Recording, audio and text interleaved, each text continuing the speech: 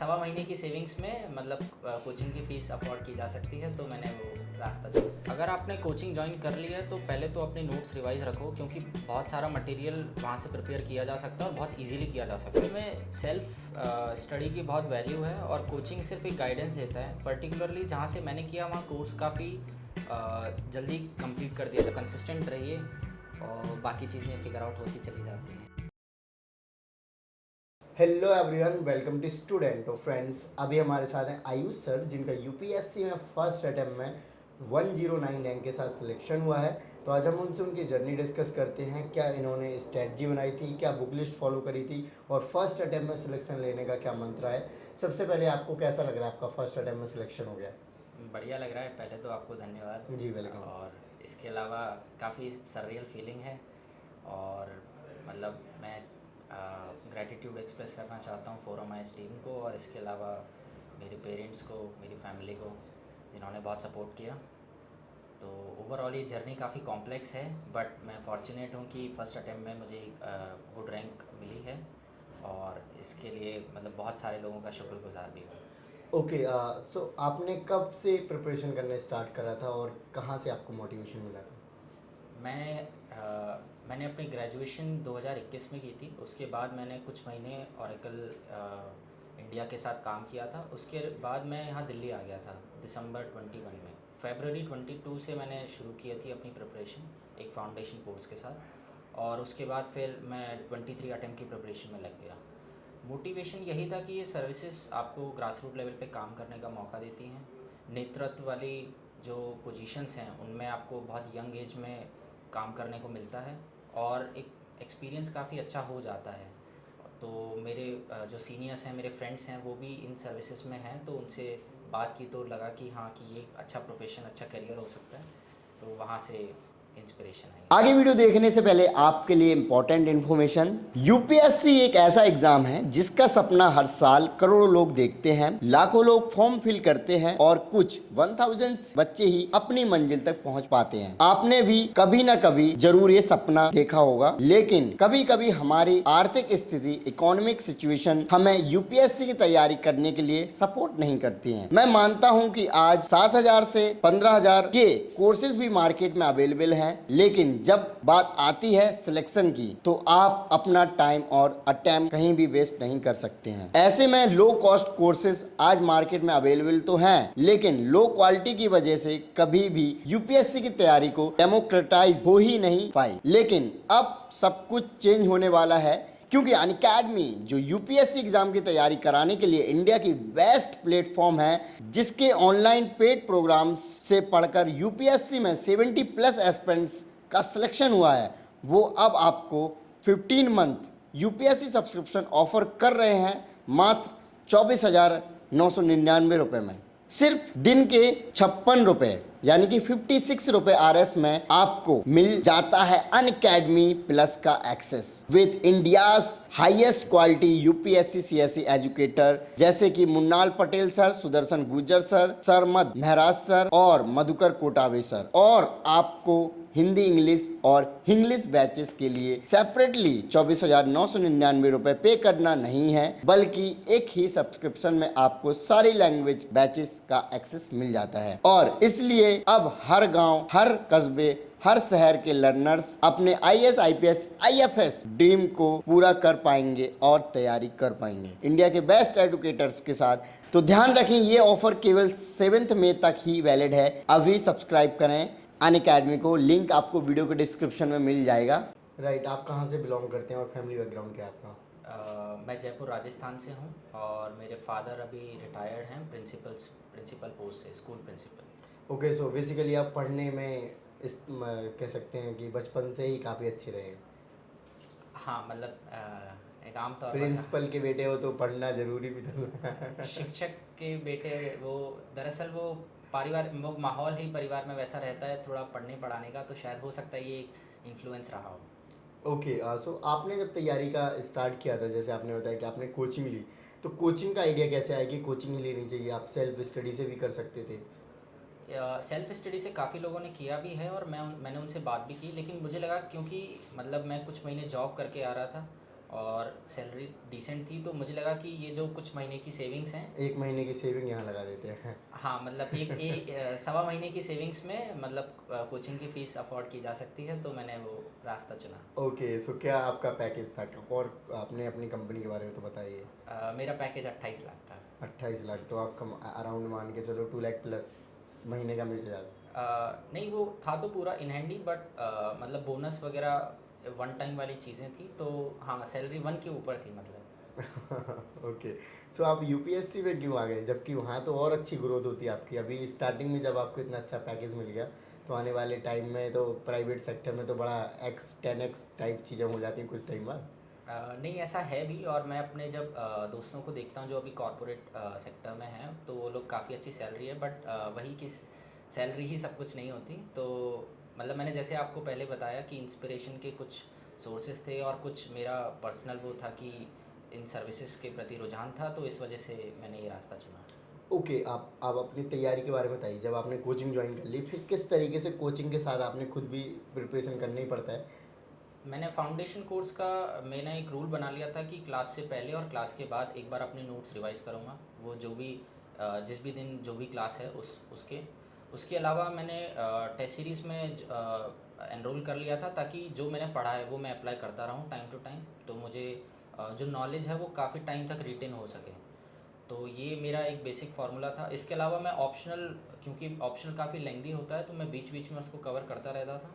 और उसके अलावा जब मुझे लगता था कि काफ़ी टाइम हो गया है, तो मैं कुछ मॉक क्वेश्चंस या मतलब पीवाईक्यूज़ वगैरह सॉल्व कर लेता था, तो उन्होंने काफ़ी मदद की। तो आपने कोचिंग के साथ जैसे बताया कि आपने तैयारी करना स्टार्ट किया, तो स्पेसिफिक आपको अराउंड मुझे लग रहा है 1.5 साल, 1 1.5 साल ही लगा आपने सिलेक्शन ले लिया अपनी तैयारी करने से स्टार्ट से लेकर, है ना? हाँ। तो क्या प्लानिंग थी? जैसे क्लास जाते थे, क्लास के बाद आए, 2 3 घंटे की क्लास होती है, बाकी टाइम कैसे तैयारी करते थे और क्या प्लानिंग रहती थी? क्लास के स्टडी मटेरियल को आप फॉलो करते थे या फिर आपने खुद के भी स्टैंडर्ड बुक्स और खुद भी नोट्स बनाते थे? नहीं, जो मतलब स्टैंडर्ड बुक्स होती हैं वो मैंने पढ़ी। उसके अलावा कोचिंग के मॉड्यूल्स तो मैंने उतने नहीं पढ़े, क्योंकि वो बहुत ही बल्कि होते हैं और उतना वक्त नहीं था। लेकिन मैं न्यूज़पेपर डेली पढ़ता था, ताकि करंट अफेयर्स को कहीं से बाहर से करने में उतनी मेहनत ना लगे, या कई बार नहीं भी किया तो मतलब एक काम चल जाए अगर पेपर में कुछ वैसा हुआ तो। उसके अलावा मैंने जैसे फोरम की टेस्ट सीरीज़ ज्वाइन कर ली थी, प्रीलिम्स वाली और मेंस वाली, तो वो टेस्ट होते थे, जैसे ट्यूसडे फ्राइडे को प्रिपरेटरी होते थे, और संडे को ओवरऑल एक फुल लेंथ टेस्ट। तो वो मैंने कंटिन्यूसली दिए, ताकि मतलब सब्जेक्ट पे पकड़ बन जाए और चीज़ें जो फैक्ट्स हैं वो सब याद रहे। तो यही मेरा बेसिक प्लान था। इसके अलावा वही कि कुछ मतलब कोई अगर पर्टिकुलर सब्जेक्ट वीक है, जैसे मतलब या जिसके नोट्स बहुत मार्केट में हैं, तो वो मैंने इधर उधर से थोड़ा देख लिया था। ओके ओके, सो प्रीलिम्स स्पेसिफिक बताइए कि प्रीलिम्स को आप कैसे टारगेट करते थे? प्रीलिम्स में आपने कोचिंग की भी कैसे हेल्प ली? क्योंकि कई स्टूडेंट सोचते हैं कि सेल्फ स्टडी से हो जाता है, कुछ लोग कोचिंग भी लेने का सोच रहे होते हैं, तो कोचिंग के साथ कैसे किया जा सकता है उसके बारे में बताएं। अगर आपने कोचिंग ज्वाइन कर लिया है, तो पहले तो अपने नोट्स रिवाइज रखो, क्योंकि बहुत सारा मटेरियल वहाँ से प्रिपेयर किया जा सकता है और बहुत इजीली किया जा सकता है, क्योंकि वो आपने एक मतलब पूरा लाइव देखा है, तो आपको रिटेन बहुत लंबे टाइम तक रहेगा। इसके अलावा रैंडम फैक्ट्स पे जाने के बजाय ये एक कंसिस्टेंट मैगज़ीन फॉलो कर सकते हैं करंट अफेयर्स के लिए, या मतलब बेस्ट यही है कि आप न्यूज़पेपर डेली पढ़ें। उसका लॉन्ग टर्म में काफ़ी बेनिफिट निकलता है, कई क्वेश्चंस डायरेक्ट आ भी जाते हैं वहाँ से। उसके अलावा प्रीलिम्स के लिए टेस्ट सीरीज़ लगाना बहुत ज़रूरी है, क्योंकि वो फिर आपको फैक्ट्स याद करने में मदद करता है। एक आपका इंट्यूशन बन जाता है कि कौन सा ऑप्शन शायद नहीं होगा या शायद होगा। तो इंट्यूशन पे काफ़ी चीज़ें काम करती हैं, क्योंकि थोड़ा अनप्रिडिक्टेबल साइड रह रहा है प्रीलिम्स। तो यही बेसिक आउटलाइन है। ओके, इस बार तो काफ़ी अनप्रिडिक्टिव बताया जा रहा था और काफ़ी लोगों का तो था कि बहुत ज़्यादा टफ आया है। तो इस बार कट ऑफ गिरने का एक मेन रीज़न सीसैट भी था। तो मतलब मेरा एक काफ़ी अच्छा फ्रेंड है जो सिर्फ सीसैट की वजह से रुका, तो वो वही कह रहा था, मतलब एक चीज़ है कि इग्नोरेंस काफ़ी रहता है, तो वो यही बोला कि अगर कुछ और वक्त भी मिल जाता तो शायद वो जीएस को ही देता, शायद सीसैट को नहीं देता। तो मेरे हिसाब से सीसैट को नेगलेक्ट ना करें। मतलब अगर आपका बैकग्राउंड भी है तो भी कुछ पेपर आप लगा सकते हैं सीसैट का। मैंने भी फोरम के सिमुलेटर के कुछ सीसैट पेपर दिए थे, ताकि एक बार कुछ ग्रे एरिया ना रह जाए प्रिपरेशन में। ओके, और आपने पीवाईक्यू वगैरह कितने लगाए होंगे?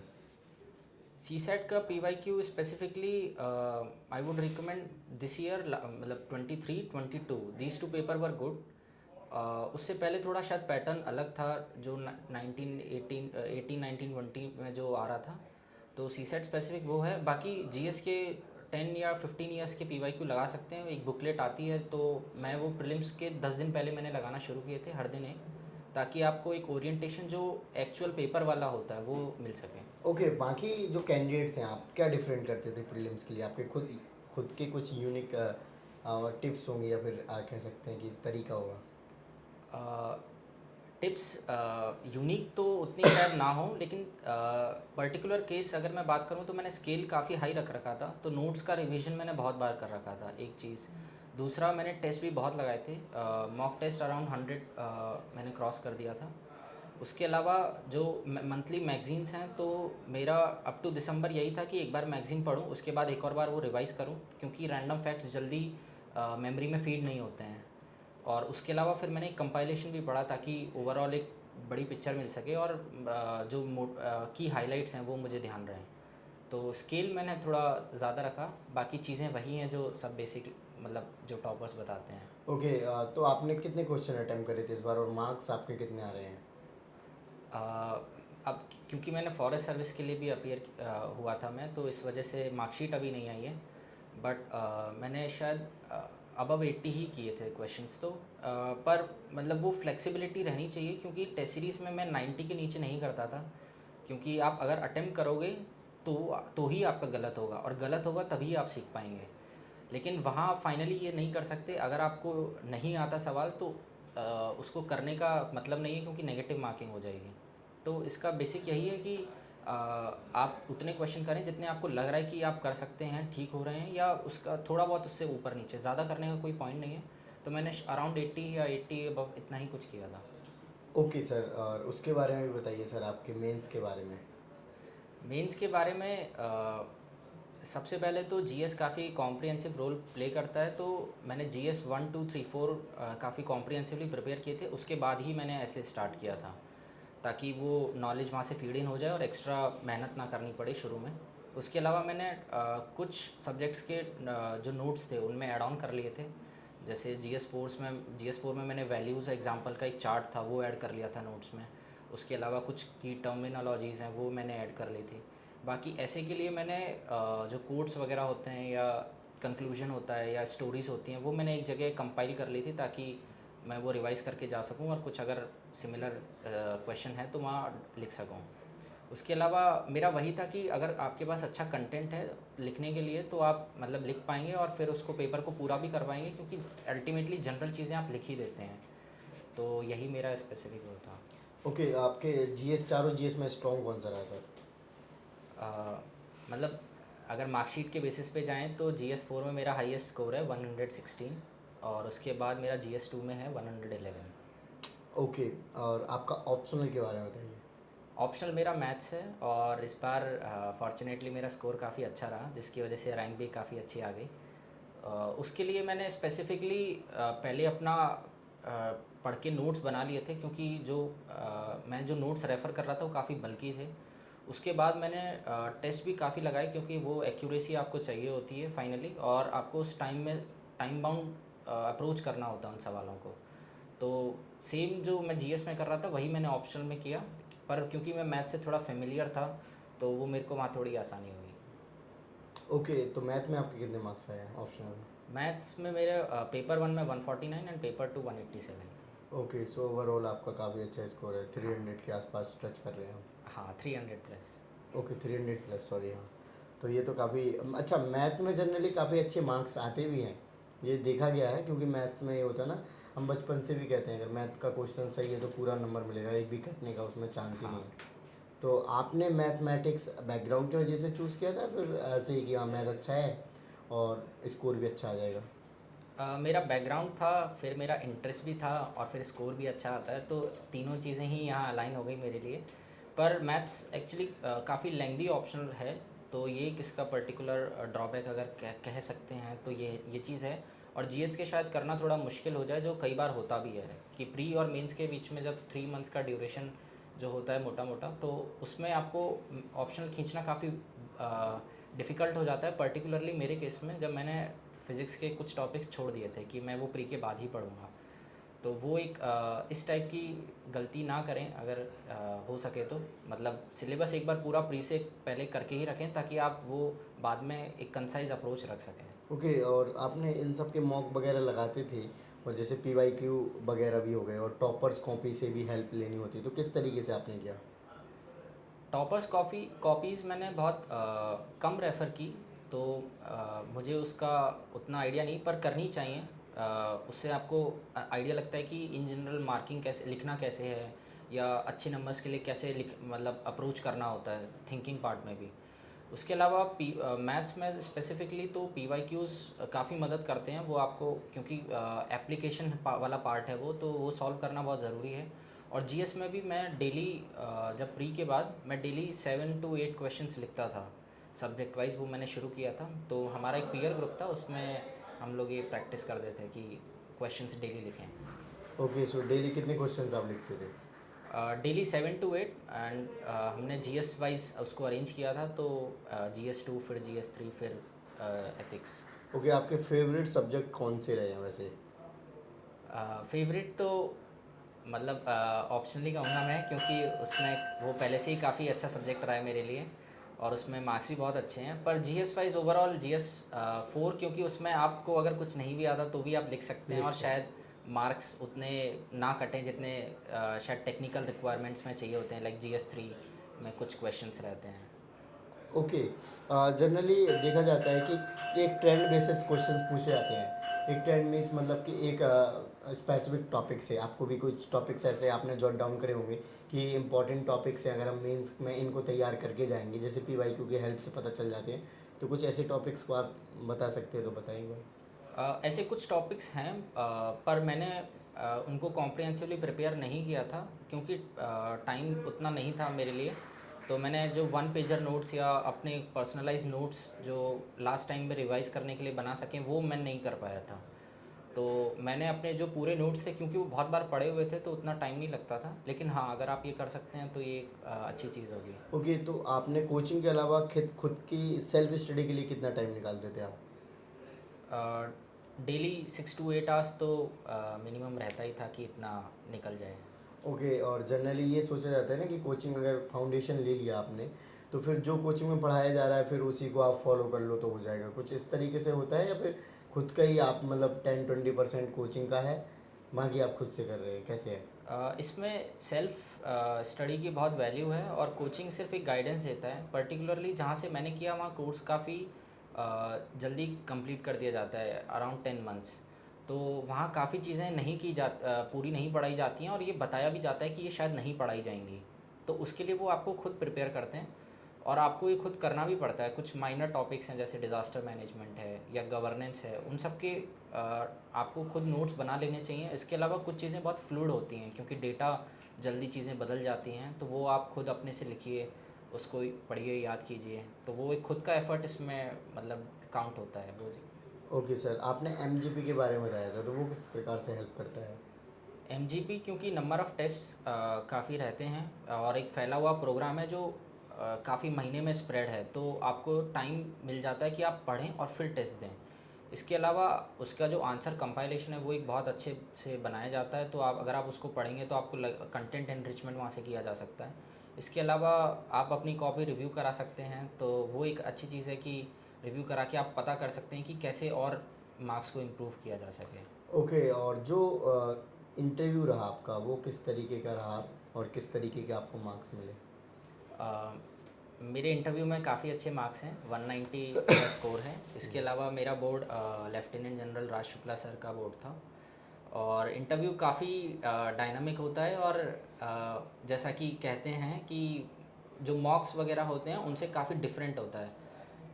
वो एक कन्वर्सेशन टाइप होता है जो बहुत ही ऑर्गेनिकली इवॉल्व होती है, और एक डिस्कशन टाइप होता है। तो मेरा एसेंशियली डिस्कशन ही था, जो 3 अलग अलग टॉपिक्स पे चला, और मेजरली चेयरमैन सर के साथ ही था। ओके, सो लास्ट में फ्यूचर एस्पिरेंट्स को आप क्या मैसेज देना चाहेंगे? यही कि आप अपनी सेल्फ स्टडी मेंटेन करिए। कंसिस्टेंसी की अपनी एक जगह है इस एग्ज़ाम में, तो भले ही आप इनपुट बहुत कम डाल रहे हैं या बहुत ज़्यादा डाल रहे हैं, लेकिन अगर आप कंसिस्टेंट नहीं हैं तो शायद रिवॉर्ड ना मिले। तो कंसिस्टेंट रहिए, और बाकी चीज़ें फिगर आउट होती चली जाती हैं। Okay, so thank you so much sir for your lovely message. So friends, आपने देखा कि इन्होंने अपनी ओवरऑल स्ट्रैटेजी को शेयर किया, अपने एक्सपीरियंस को शेयर किया। आई होप आपको ये वीडियो अच्छी लगी होगी, तो इस वीडियो को लाइक करें। जय Hind. So friends, I hope आपको ये वीडियो अच्छी लगी होगी, तो इस वीडियो को लाइक करें। और हाँ फ्रेंड्स, मैंने अभी आपको अनअकैडमी के सब्सक्रिप्शन के बारे में बताया, जो कि आपको 24,999 में मिल जाएगा। सो वीडियो के डिस्क्रिप्शन में लिंक है, जाके सब्सक्राइब करें और अपनी प्रिपरेशन को एक नई हाइट दें अनअकैडमी के टॉप एडुकेटर्स के साथ। Thank you.